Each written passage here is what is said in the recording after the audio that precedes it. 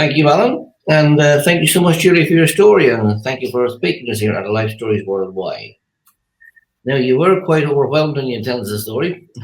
But looking back on your story, you said you came from a loving home and lots of friends. Were you a Miss Goody Two Shoes by any chance? Was I a goody two shoes? Yeah. No. I was quite popular in school, and I wasn't horrendous. Mm-hmm. I was a bit of a prankster, a bit wicked in terms of a bit of a prankster, and I usually used to set people up. So I would come up with an idea, and then I would somehow get out of it, and somehow somebody else would have a row for it. Will you explain to people what get a row for it means, please? Sorry? When you said I got a row for it, would you please explain what it means? So I would usually come up with some kind of trick to play on someone, and I would usually get out of it and look as the good guy, and then other people would take the flak for it. They'd get a row, as we say in the Rhondda Valley. So they would get punished then by the teachers for something that I'd usually set up.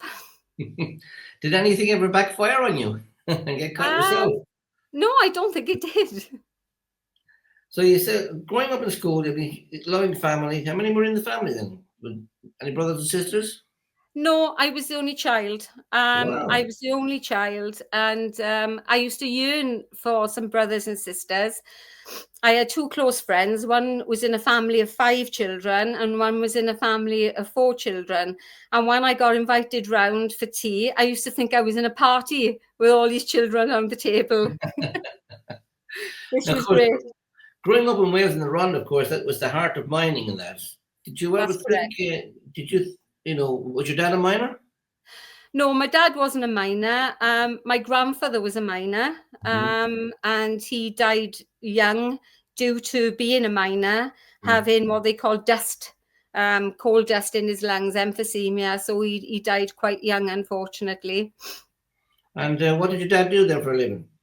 My dad was a painter and decorator. So was I. There you go. Champion.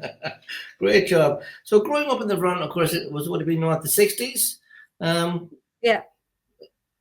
Was it a poor community? What was it like for you growing up in the Rhondda at that time? Well, we were fortunate. We weren't poor. Both my parents worked. My father, as I said, was a painter and decorator. We owned our own home. My mother worked as a supervisor in a factory.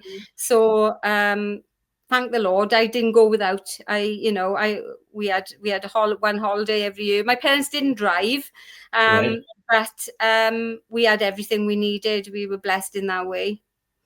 Excellent. So going through school, were you any good academically? What was it like for you? When I was in school, I was more interested on what I was wearing out on Friday night than concentrating on lessons, to be honest with you. And I left school with, I think it was three O levels. Right. Then I think I resat and had another 1 or 2. And so I just scraped in for nurse training. But I was an enrolled nurse first because I didn't have enough qualifications. I did an enrolled nurse training, which was like a 2nd level training nurse. And I did that for 2 years. But then I absolutely loved it, and I absolutely excelled in it, far more than what I did in school. So I did extra training then to become a staff nurse, and then I just kind of got promoted. I got promoted up to head of nursing. Well, I do know it must have been the Lord in that. It wasn't me. So looking at nursing now, I mean, we hear about all the horrendous stories and the Cude. When you look at nursing now, how do you feel? To be honest with you, I was on countdown to retire because it was a really tough job. I worked with children in mental health. So it was, even though it was rewarding, it was quite tough, So I couldn't wait to retire. So fortunately, I could retire on full pension at 55. My husband, who was a retired police officer, retired a few years before me. So So we're now kind of enjoying life together. And what I should have said in my testimony, which I missed out because I was overwhelmed, that I prayed when I got saved. My husband thought I was crazy, absolutely bonkers. We used to clash all the time, but he was kind of curious. He got more and more curious. When I come home from church on a Sunday, he'd say, who was speaking tonight? And what did they say? And when I would relay the message, oh, that's enough now, stop preaching to me.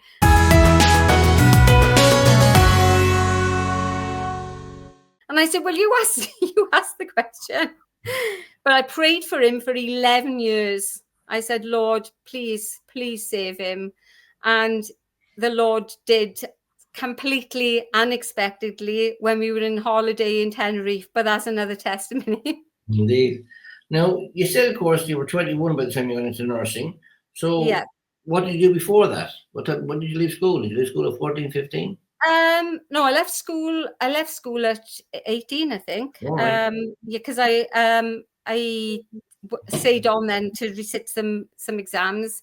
So I worked in a couple of factories, local factories. One factory where my mother was actually a supervisor, and this was the Lord. I believe this was the Lord saving me one day. It was a Christmas decoration factory. Right. That I worked in. So I was sat on the end of a conveyor line, and I was gluing flowers onto Christmas wreaths. And I sat there working, and something told me to get up and go and speak to this lady. Now, I don't know why, because I didn't have anything really to say to her. So I got up and I walked about 5 yards away from where I was sitting. And at that point, a guy came down the factory driving a forklift truck with big steel boxes on it, and he was driving a bit crazy, and the steel boxes came off and landed on my chair and crushed my chair. Wow. And the desk and everything that I was working on, and I was literally standing 5 yards away, and I looked and I thought, oh, look at him, what an idiot driving there. And I thought, my mother, who was at the top of the factory, saw what had happened, thought I was underneath it all and was screaming. But obviously, I believe that was the Lord telling me to get up, because I didn't really have anything to say to this lady. That was the Lord telling me to get up, and because the Lord knows that I was going to give my heart to him years and years in the future. So I give thanks to the Lord. I have to ask you this question. You said you worked in a Christmas decoration factory. Was Santa Claus there? Supervising. Not. Anyway, you went anyway. So why did you decide to go to, what was it about nursing that attracted you, and in particular mental health nursing? I don't know. I just felt I had the calling to go and do it. It just appealed to me, and I've always wanted to help people. Yeah. And I've always loved people, and I am a bit of a social creature. I don't like my own company. I like being with people. And yeah, it just fascinated me how the mind works and how the mind can sometimes create problems for people. So I was kind of attracted to, I need to go here and try and help people. Okay. So I did that for 34 years. Wow, that's a long time, all right. Mental health is not an easy nursing profession, of course, either, but you seem to like the odd drink. You said 3, 9, 27. You seem to like to celebrate. Yeah. Did you do that to, I suppose, get away from the pressure of your job or life itself, or was it just to enjoy it? Probably, yes. Yes.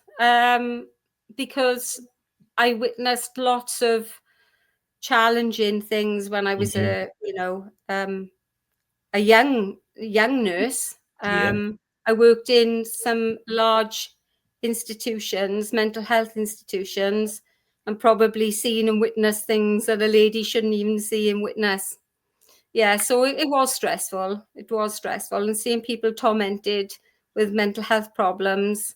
Yeah, so you're probably right. I did sort of turn to the bottle on the weekends then to, escape reality. Like so many do, yeah. Now, you said, of Yeah. course, you grew up in a loving family, but you went to Sunday school. Now, going to Sunday school, do you think that was an advantage for you in later years when you did come to know Jesus as your Savior? Oh, absolutely. And I just want to say to any Sunday school teachers watching, sometimes you Mm-hmm. might think that you're teaching on deaf ears, but let me tell you, those seeds that I was taught as a young child went into my heart, and they stayed in my heart. I never forgot them. I can still remember some songs. Don't ask me to sing them though. Some songs as a child, and I still remember those now. 40 odd years on. So the seeds went in, and I think they just got watered by the Lord over the years, and then they finally sprung and bear fruit, shall we say. Well, you were having a good time. Had a good job. You were enjoying yourself, but all of a sudden, a big upheaval in your life. A baby came along. A baby came along, A yes, baby and came along. Yes, indeed. planned, yeah. I One of was those- 29 at the time. I didn't know what hit me. So tell us how that affected your whole life. The baby coming along. Did it affect me? How did it affect you in your life? Yeah. Oh, I absolutely adored him.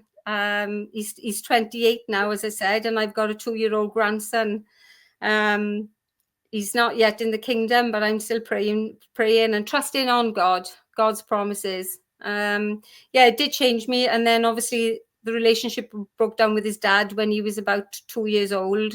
So I moved out of the family home and then into a home which I had previously, which was still there. I rented out, so I Mm-hmm. moved back in. So that was a tough few years, being a single mother, working full time, being the only sort of breadwinner in the home, trying to pay all the bills. Yeah, that was tough. And how did that impact on your parents? Or did you have a lot of support from them, or My parents, yeah, how did it um, impact the breakup and all that? unfortunately not. My mother died when I was 20. Oh, Before I even went into nursing. Yeah, my mum died, unfortunately. She died a week after her 50th birthday. So that was horrendous, as you can imagine. yeah, Cam. Everything that happened to me. And my dad, I lived about 5 miles away from my dad when I had the baby, and he had a back injury, fell off a ladder when he was painting and decorating. So he retired at 49, 50 years of age. So, and he didn't drive. So even though he was a wonderful dad. And then I had to go back to work when the baby was about 5 months old, because you didn't have maternity leave as it is now, where you can take a year off. I had to go back to work when the baby was 5 months old. And in all fairness, my dad looked after him along with my partner at the time's mum, so that I could go back to work to basically to have money to live. And tell me now, you were in mental health, of course. How did you deal with that yourself mentally, on the pressure of everything that was upon you? How did you deal with that yourself? Well, fortunately, I think I am quite a resilient person. I think I have to be grateful for that. But probably going out drinking and friends, and I got good friends. So I got good friends that I could sort of share worries and cares with. So that was helpful. But obviously then when I got saved, and I've got a whole new family now, I've got a whole new church family and fellowship. So we support one another and look out for one another. Excellent. So you got through all of this anyway. Another 10 years went by, up and down, up and down. But you came to the point just after your 40th birthday when you had this, shall we say, overwhelming revelation. Tell us how it led up to this revelation that you had. So, like I said in my testimony, I always believed in God. I always believed there was a God. I could never accept that the theory of evolution, where we came from monkeys, just does not make sense to me at all. People say I'm mad for believing in God. And I say, well, hang on a minute now. You believe a fish turns into an elephant and you think I'm mad?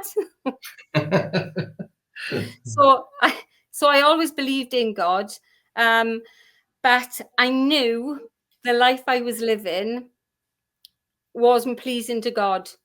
So I kind of tried to put him in the back of my mind, tried to shut him out, but you can't shut him out. He was always there. And I think the revelation came, I think, when that lady said to me, I thought I was not worthy. I thought there was no way, even if I wanted to go to church. And sometimes I used to drive past the church and think, oh, I'd love to go in there. It was a bit like God, I guess, pulling on my heartstrings, calling me. And I remember when, that's just come back to me now, actually, when I went to see that grieving mother, there was also another lady in the house who used to be my Sunday school teacher.